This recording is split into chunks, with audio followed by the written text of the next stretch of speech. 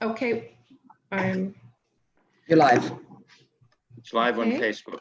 Okay, we are now live on Facebook with the Cape Town Art, Wine and Design Safari presentation. And this first of 4 presentations is the Safari Explained. The Safari is on September 13th to the 24th in 2021.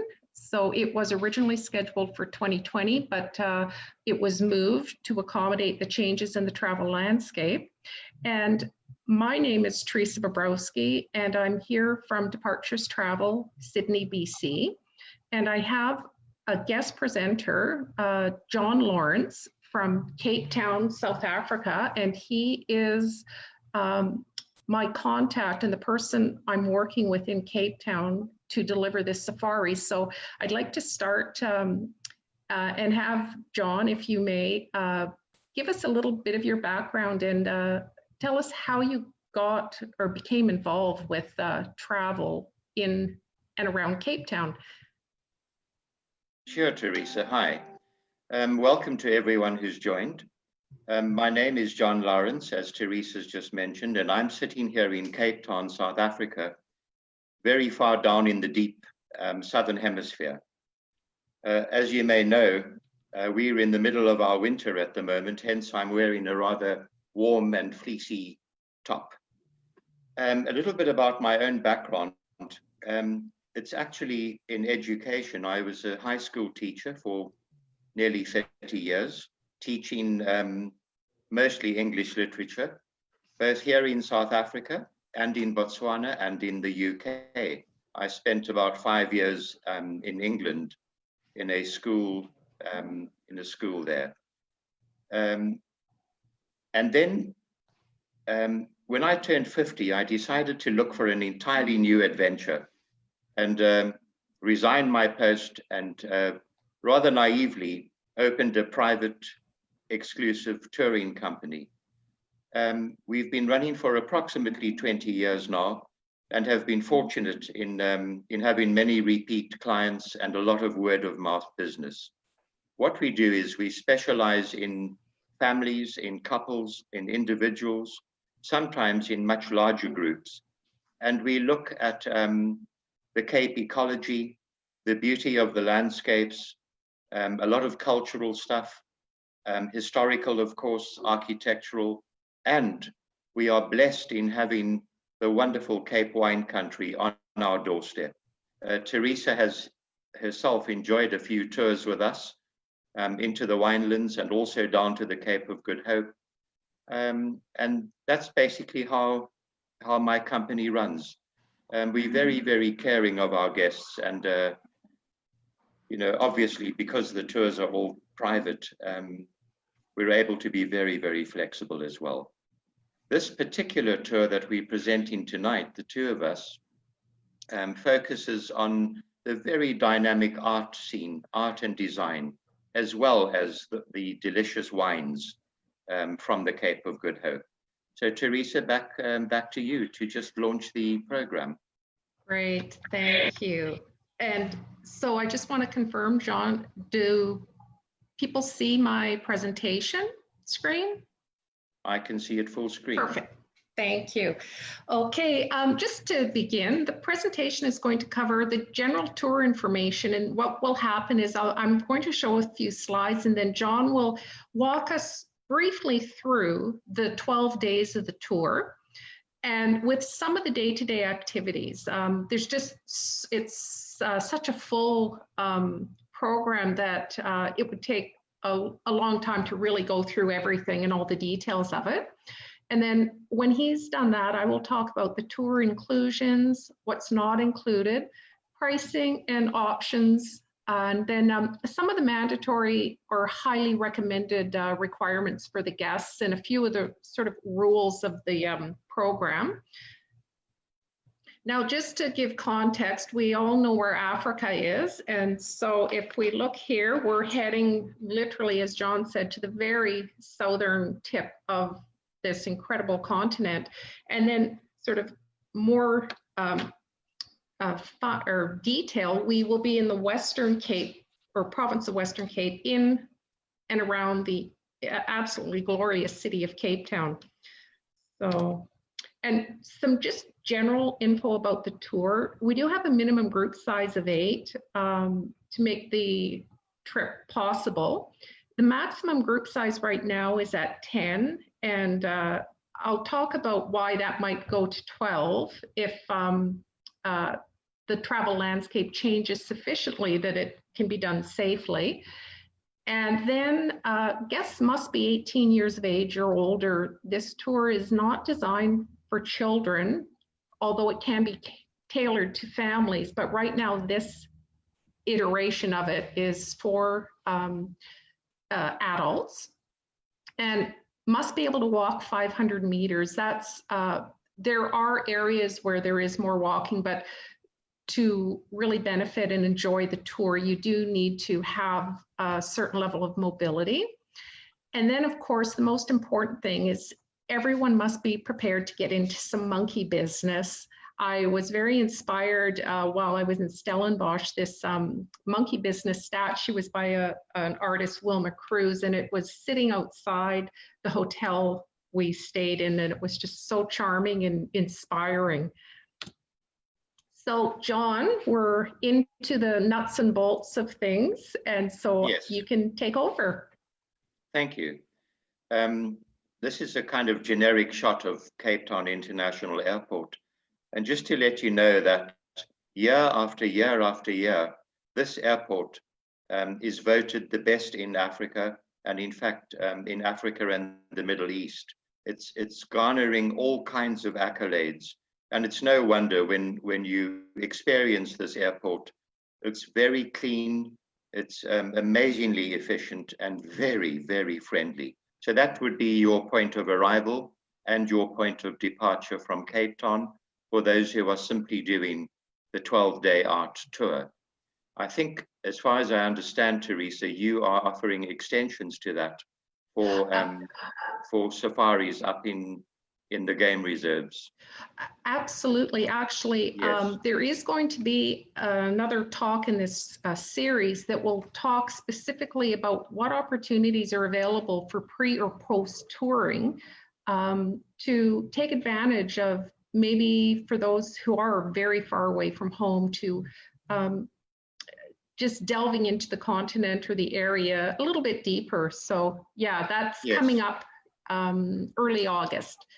Great. So those folks who extend to the big game safaris, they would arrive here at this airport in Cape Town, but probably depart Africa from Johannesburg International, OR Tambo International Airport. Yeah. But on arrival, you'll be met. There'll be a name board with your name and the name of the tour, and we'll then escort you. We'll manage all your luggage for you. We'll escort you up to the awaiting vehicles, and from this airport to your hotel on the V&A waterfront. It's just a 20-minute drive, a rather interesting drive, and I'll be giving you a little bit of information about Cape Town as we go. So that's the arrival at the airport. I do want to say that, could we just go back quickly, Theresa? Sorry. Yes. It may not be the case that the entire group arrives on the same flight. Well, that is not a problem. If people are arriving individually, as it were, on different flights, we will be there in any event to transfer you to your hotel, whenever it is and whichever flight you're on. Good. Thanks, John. So here we have a slide of the second day. And this is a tour down to the famous Cape of Good Hope. You can see it there in the picture on the left. That is the very end of what we refer to as the Cape Peninsula. I should add that the city of Cape Town is right in the middle of the Table Mountain National Park. It's an enormous piece of land, including this peninsula, and it takes its name from its iconic mountain that looms up over the city. So we'll be going all the way down to the very end of this peninsula, but on the way, we'll be doing some interesting things, including art galleries and so on. but we will also be stopping off at these cute little guys on the beach, the African penguins. It's a lovely little nature reserve for them only, and there are innumerable penguins on the beach. Well, not actually, they've been counted, but it's quite a nice experience to be up close and personal with these wonderful little birds. They're also known, by the way, as the jackass penguin. That's their nickname, because when the mates call to each other and bond with each other, there's this peculiar wheezing sound. It sounds a lot like donkey's braying. So that's part of this day down to the Cape of Good Hope. Yeah, and one thing I just love to add is the picture of the Cape. That one is actually my picture. So these are the types of views we'll get on this trip. It's I really can't even begin to put into words the beauty of this area of the world. If you've not already been, this is just spectacular. It really is an extraordinary landscape. And you know, that peninsula, sorry, just flick back once more, just to say, it's protruding right out into the Southern Ocean. It's a vast, open, underutilized ocean. And as a result, the ocean, as you can see around here, is always absolutely pristine as a marine environment. Not to mention the air that blows across this peninsula. There's a monitoring station right at the end that monitors the atmosphere here, and it is apparently all through the long summer. This is the world's cleanest air. So while you're there, you can take a couple of big free lungfuls. Thanks, Theresa. Yeah. Yes, and here we have part of our day 3 in the Cape is a visit to this beautiful garden called Kirstenbosch. And here in the foreground, I'm sure these are very familiar to you. A lot of people think that these wonderful bird of paradise flowers, actually known as the Strelitzia regina, that they belong to California because they grow prolifically in California and in other warm climates. But in fact, they are native to Cape Town. The Strelitzia regina, people have taken this plant all over the world, and they beautify gardens everywhere. In the background, you can see the start of what we call the Constantiaberg, and that is the castle buttress overlooking the gardens themselves. To the right of that buttress, you can see a ravine, and there's another one to the left of it. And that's one of the famous hiking trails. People start off here in the garden, walk up that ravine, round the back of the castle and down the other side. It's a really wonderful walk for those fit enough and those who have the time. But Kirstenbosch, we'll be doing a guided walk through here. It's a very easy walk. It's botanically rich, revealing all of the native plants of the mountains of South Africa. And I'll do my best to give you an insight into the shrubs and the flowers. Good. And here's another beautiful picture. This wonderful piece of design, this was the private home of the famous Southern African colonist known as Cecil John Rhodes. Many of you will know the name from the country called Rhodesia, ex-Rhodesia, which is now Zimbabwe and Zambia. And that was named for this gentleman. Some of you will also know the name because he was the sponsor of the Rhodes scholarships to Oxford University. This was his private home, and this home, it's now a museum. It's officially the official residence of the President of the Republic of South Africa. And indeed, when Nelson Mandela was elected our first democratic president in 1994, he and his wife moved into this vast home, just the two of them. And he declared that it was far too big and far too drafty for him. And so he and his wife moved to a very similar structure lower down on the same estate. That meant that the Rhodes House was opened up as a museum instead. And we will be visiting this house for a guided tour by the curator of the collection. Rhodes's private collection was extraordinary, magnificent, enormous wall tapestries, priceless things, wonderful works of art, books, collections, all kinds of objects. And we'll be given a lovely green tea here as well at the end of the talk.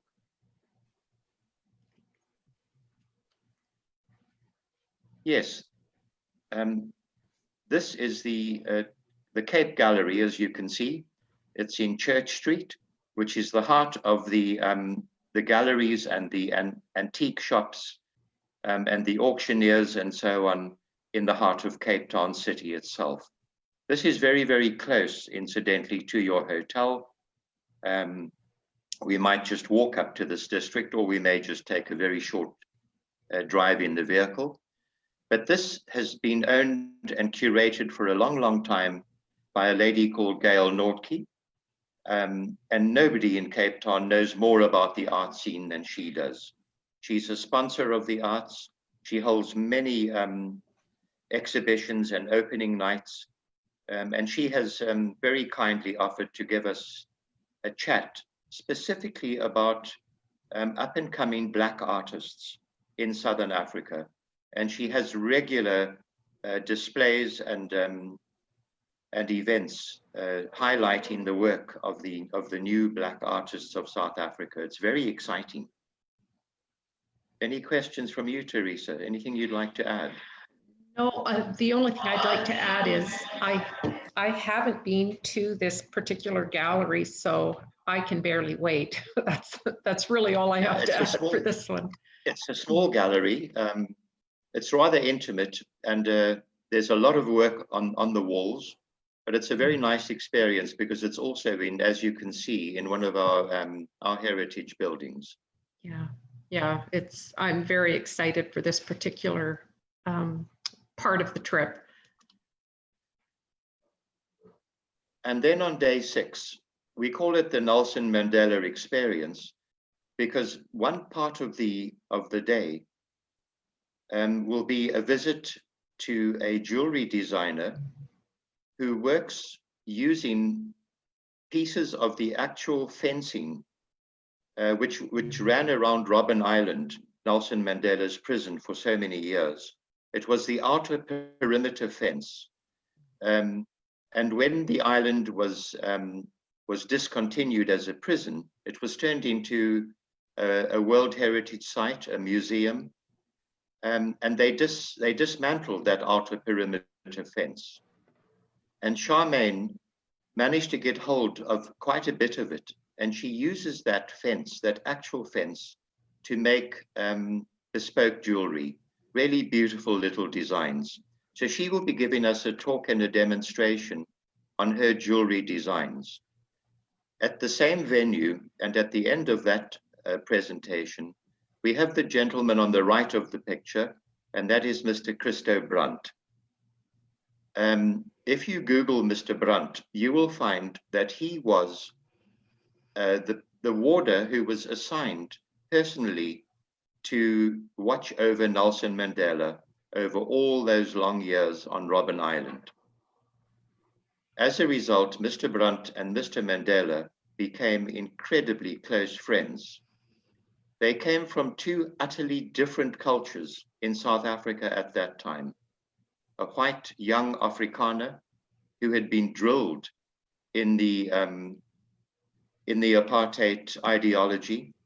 And here was Mr. Mandela, a much older gentleman, philosophical, from a completely different political ideology.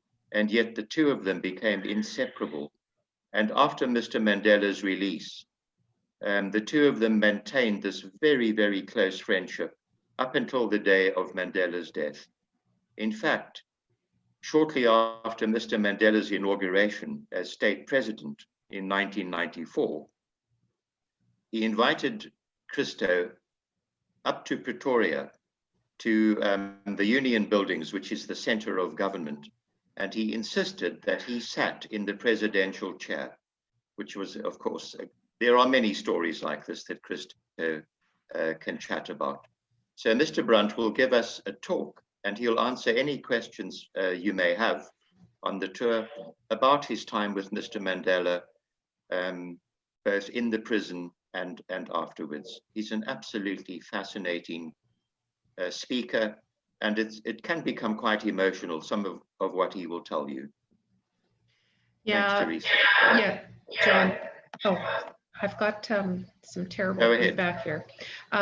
Yeah, I was just saying this for me personally will be one of the real highlights of this trip. I've read a lot about Mr. Mandela, and one thing I'm going to do as part of this, and it includes, Crystal Brandt brought this to mind, is I am going to prepare a reading list, because there are some books that if you read them before the trip, including the one written by Mr. Crystal Brandt, I think it will provide just that much more depth and texture to the experience when we meet with Mr. Brandt to talk about his time with Nelson, idea. Mr. Mandela. So that's a great idea.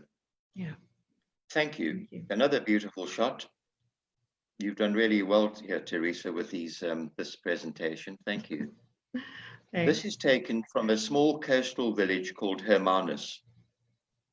It's not very far from Cape Town, about an hour and a half's drive.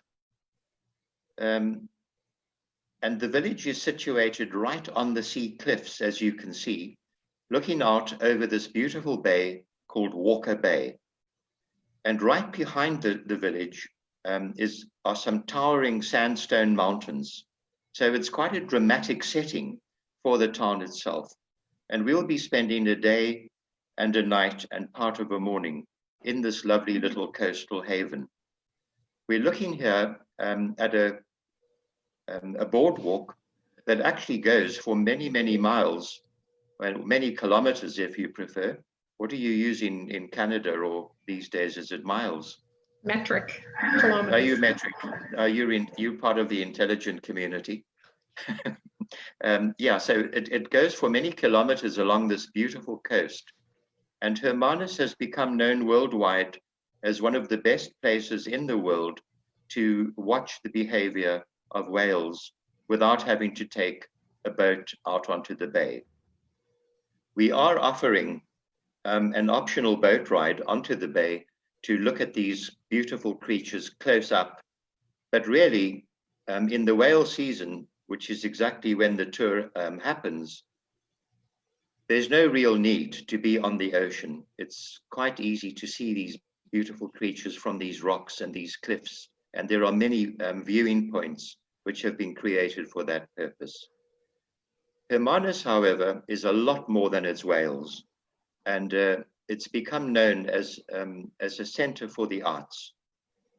Every Thursday, they have a walkabout of the town involving cheese and wine and gallery presentations, and we'll be doing something very similar.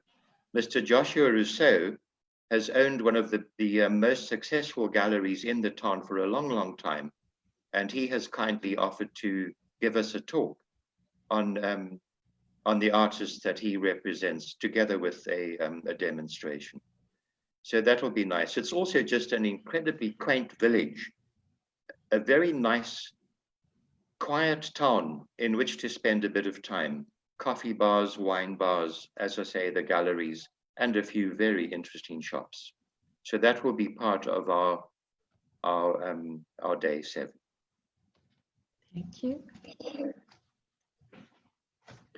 And from there, we move into a more serious look at the Cape wine industry.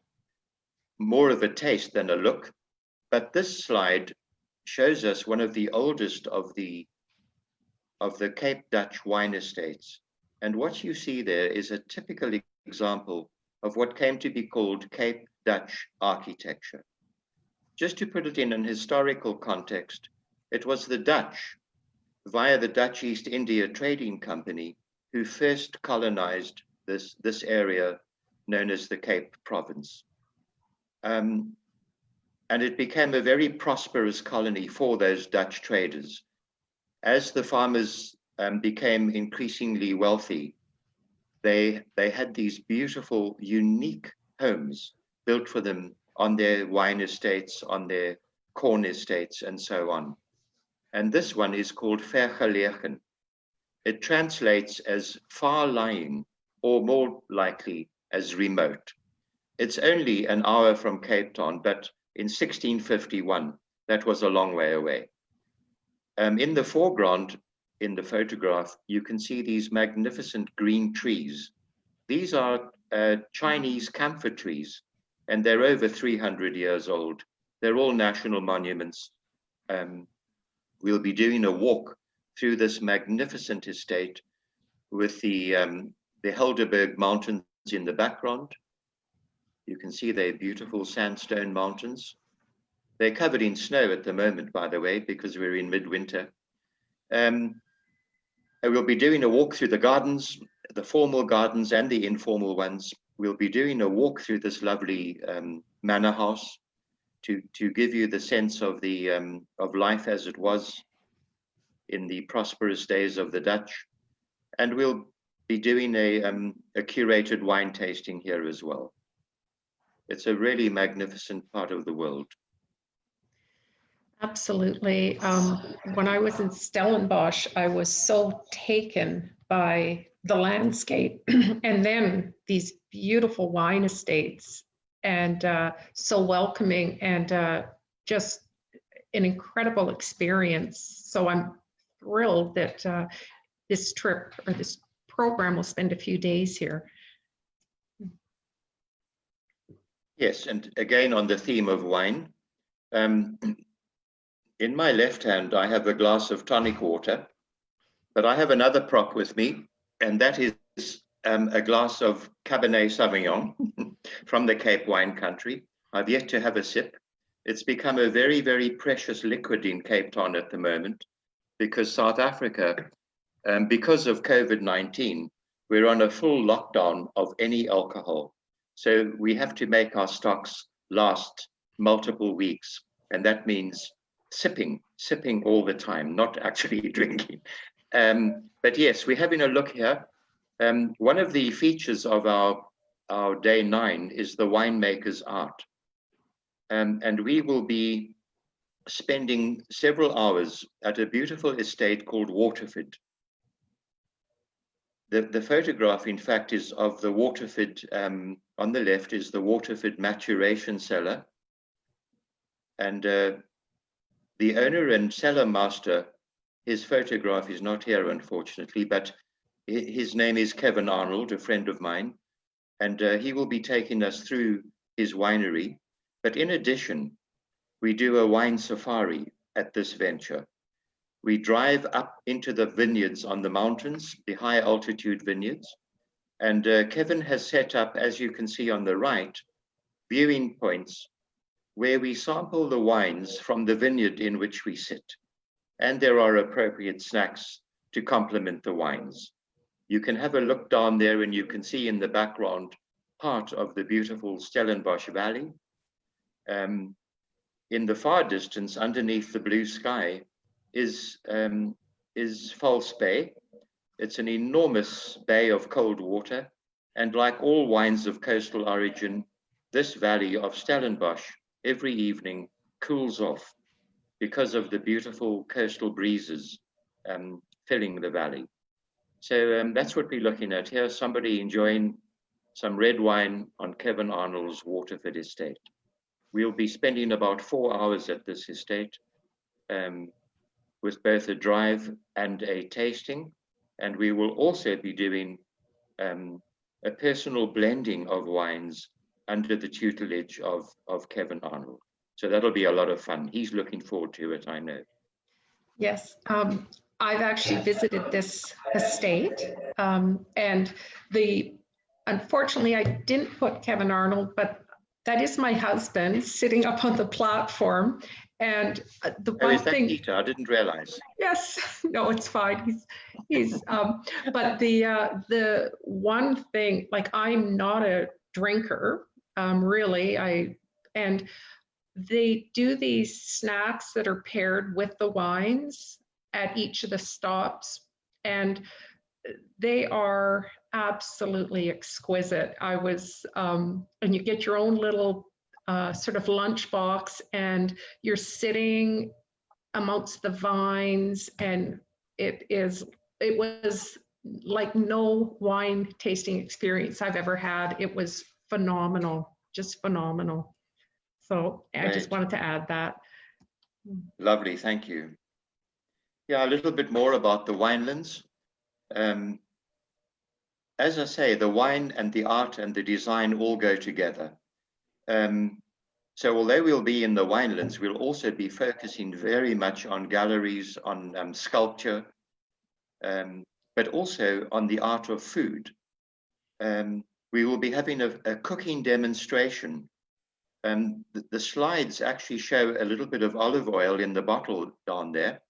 And just to let you know that Cape Town, especially this region, has become world renowned now for wonderful olive oils. Many of the estates also have olive groves, and some of them are winning the top prizes in Italy and elsewhere in Europe. So that's just a little aside. But we will have a cooking demonstration at one of the wineries, which will very likely then become the lunch, if it's successful. And then you can also see some wonderful cheeses here.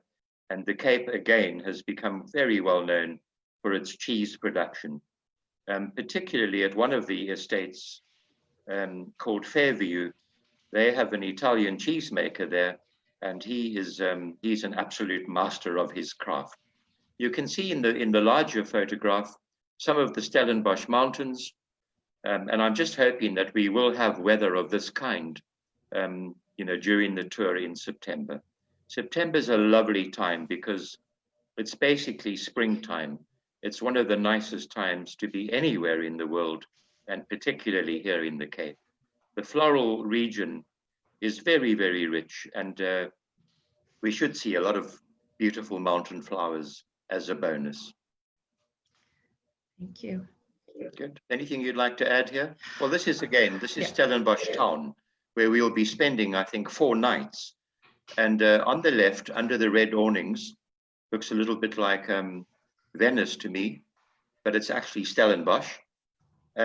This is a lovely hotel called Koopmanhuis. It's in a heritage building, and it's been beautifully renovated and reimagined as a boutique hotel. You can see just to the right of the doorway, there's a round brass plaque, and that designates the National Monuments Commission. So it's an authentic building. The service is personal, but not oppressive. Everything excellent. And the beauty of this little hotel is it's right in the heart of quaint Stellenbosch village. Stellenbosch, just to let you know, is the second oldest town in South Africa. Cape Town itself is known as the mother city because it was the first in 1651, but Stellenbosch followed hot on its heels in 1679. So it's a lovely, charming, quaint town with all kinds of architecture to entertain us. And there's another street scene there of coffee bars and wine bars. There's a lovely microbrewery right in the center of town. And it's a wonderful little place for shopping, by the way, for those of you who enjoy that, who want to look for a nice gift to take home to somebody when you return. Yes, Stellenbosch in the town itself is absolutely a beautiful little place, and there is sculpture and art everywhere. And again, great restaurants. We were able to find beautiful food any time of day without even having to really look for it. It's just there. So beautiful, beautiful little town. And I think it's a great that will spend a few days in this area. So. And just by the way, that previous slide, just to point out that on that day in Stellenbosch, most of the day will be at leisure. So you will be able to take a deep breath before the following day, which is home sweet home. For those of you who are not extending to the game reserves, the big five, we'll be transferring you to Cape Town Airport and saying farewell to you then. For those who need to catch flights up north, we'll be doing the same thing. The night before, we'll be having our gala farewell dinner, but Theresa can tell you more about that when the time comes. That's going to be a special evening set up in the Cape Winelands. Great. I think that's as much as I've got to say for the moment. Yes, Those of you who come on our tour, I can assure you, there'll be quite a bit more from me. I've just been prompted now by these wonderful memories generated by Theresa's photographs. Thank you, Theresa. Oh, thank you, John. I really appreciate that you were able to make the time for this. No, it's been great. Yes, the time zones are, I think we're 9 hours apart, something That's like correct. that. Yeah, so what I'm going to do now is I'm going to just quickly go through some of the bits and pieces, inclusions, exclusions, and that, and I'll do it fairly quickly, but so here. Would you like me to stay here? Oh, you can. It's I'm very not happy necessary. To. Okay. Well then. Okay. Thank you. Okay. So just bye then. Bye. Thank you, John. So I must work out how to leave. Okay. Oh, here we go. I've got it. Yeah. Thank you. Thanks to everybody for listening. Bye-bye. Bye.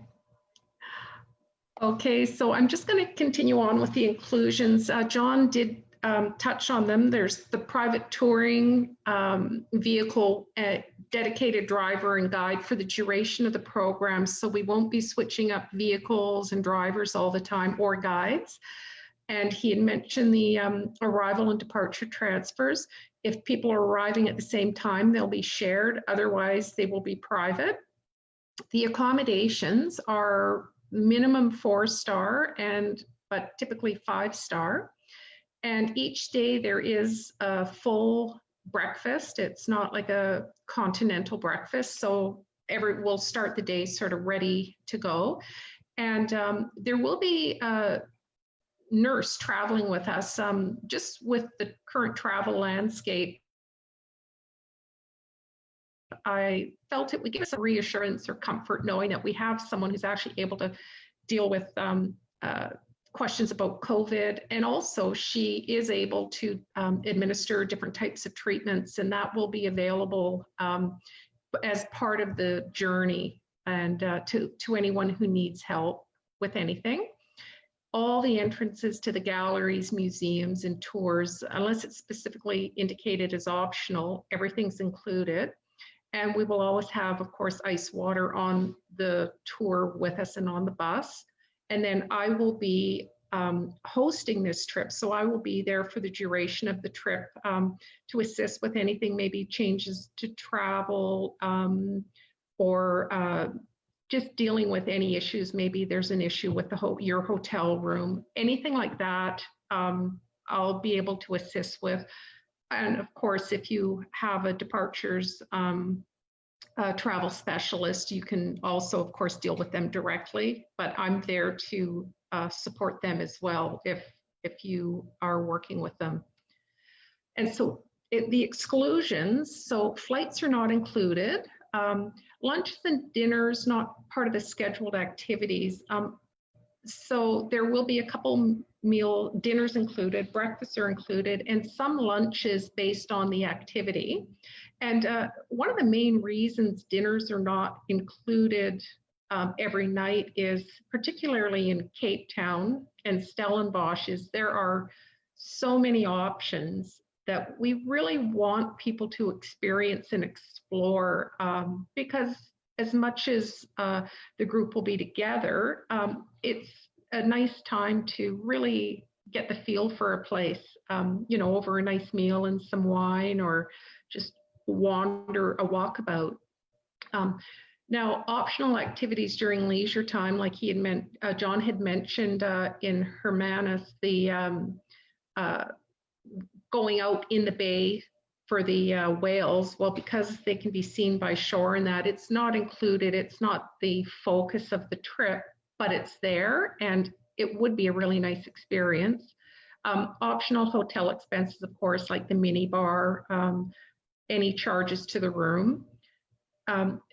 Any of your visas or travel documentation, that would be the responsibility of each guest.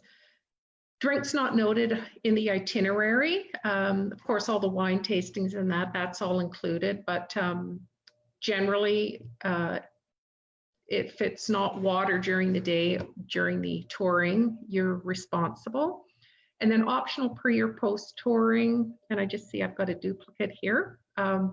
So if you decide you do want to do a wildlife safari, or maybe you want to spend some time on the blue train, or you'd like to do the garden route, there's so much that's possible once you're in that area of the world that I would encourage you to really think about other things as well. And there will be a presentation coming up that speaks to what the options are, or what some of them are, and hopefully that'll inspire. Travel and medical insurance and travel vaccinations, that's all the responsibility of each person. And then anything not noted in the inclusions, it's hard to write down every single thing. So if it's not explicitly stated in the inclusions, then it can be assumed that it's not included. But please ask questions if you do have any about this.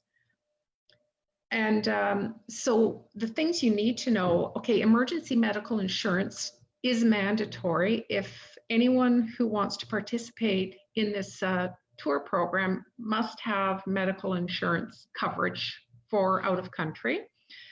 Trip cancellation and trip interruption is strongly recommended. That, of course, it is discretionary, but I would certainly not leave the country without it. But again, minimum 8 travelers required, and that is sort of the base number that makes the trip possible to do. And then again, 18 years plus to participate. And then again, the walking 500 meters, there needs to be some level of mobility.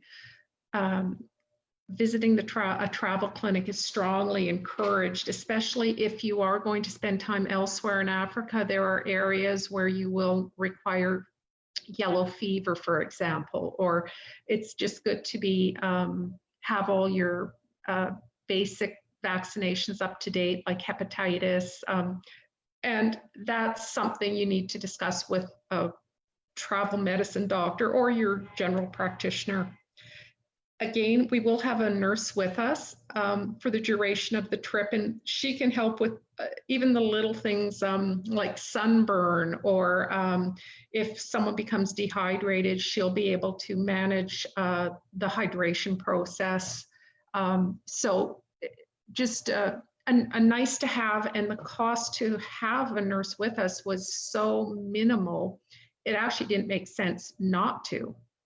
And the participants, you have to have your travel documentation in order, passports, and if you require a visa, and that would be for Canadians, go to the travel.gc.ca website, but it's something you'd also be able to get some advice on or be guided through with a professional travel consultant at Departures Travel. Now, pricing and deposit details. So the price of the trip is 5,800 Canadian per person, and that's based on double occupancy. There is going to be a very modest solo supplement. We just haven't confirmed it yet because with the lockdown in South Africa, we have not, John has not been able to confirm a few details. So that will be forthcoming, and it's not expected to be particularly high.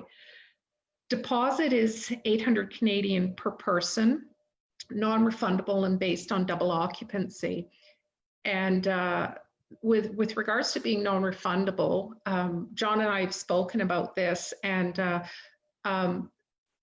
there is acknowledgement that COVID-19 could still be a problem. We don't know. We don't, like, we're hopeful. We don't think it is, but we've talked about future travel credit at 100% to help through this problem if on the off chance it has to be, the date has to be moved. And then final payment date would be the 21st of May, 2021. And what John and I would do prior to that date is we would sit down and have a discussion about the travel landscape and where it's going, and what we believe is possible based on you know, science in the news and the travel industry and the, you know, CDC. So I've got the cancellation fee schedule. I'm not going to go up for each date, but following final payment, there will be a portion that's refundable and a portion that is non-refundable, and it's going to be linked directly to when non-refundable monies have to be transferred to suppliers, where we talked and we realized we had to make it as flexible as possible for people, so people would feel confident that they can book and they would not find themselves completely out of pocket if for some reason the travel landscape is not healthy enough.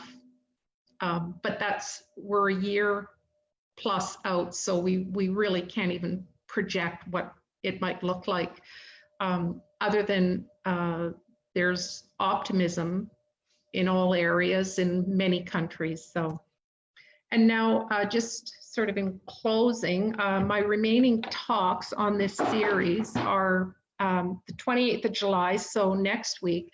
It's going to discuss the travel landscape, and that's just going to take a sort of a deeper dive into where things stand today with COVID-19 and as it relates to this trip, and the things that are being done, would be done for the trip itself, the tour program, to ensure that the trip itself meets a high enough standard, like hygiene and sanitation. And the big part of that is keeping the group size very small. And then on August 4th, I will have Optimizing Your Leisure Time. This tour program is busy as it might seem, and it's not super busy, but there's enough leisure time that it is possible to do like have like little side day tours, and that, like in Stellenbosch on the last day, there is a internationally respected cheetah sanctuary and sort of recovery center that is very viable for a day trip from Stellenbosch. So what we'll do is we'll talk about the things that can be done in the leisure time and the time that would be required, and sort of align it to the schedule of the tour program. And then August 11th, I'm going to talk about the pre and post tour options. And John had alluded to the wildlife safaris, which are absolutely spectacular. I've been on a number of them now, and it's absolutely breathtaking, but that's not all there is, as fabulous as they are. And once you're in Africa, it's sort of a stepping stone to other countries you might not get to if you weren't already in South Africa. So I'm looking forward to these additional talks. And then I'm going to try to be able to answer questions, and I just have to turn on another screen and So if you just give me half a moment, or if you want, jot down my email address and you can email me. Or of course, if you are working with a departures travel specialist at the Sydney or Oak Bay office, please reach out to them. They will be able to help you, and I'm happy to work with them to allow them to be able to answer questions and get insight on this trip. So bear with me, and I just need to see what I can get on screen here. If I can get to the Facebook screen. Okay. Now, I don't see any questions, so I'm going to assume that there are no questions right now. If you do have any, please reach out to me or your travel specialist, and I will be happy to help you with anything. And I thank you very much for attending, and I look forward to talking to you in the future. Thank you, everyone.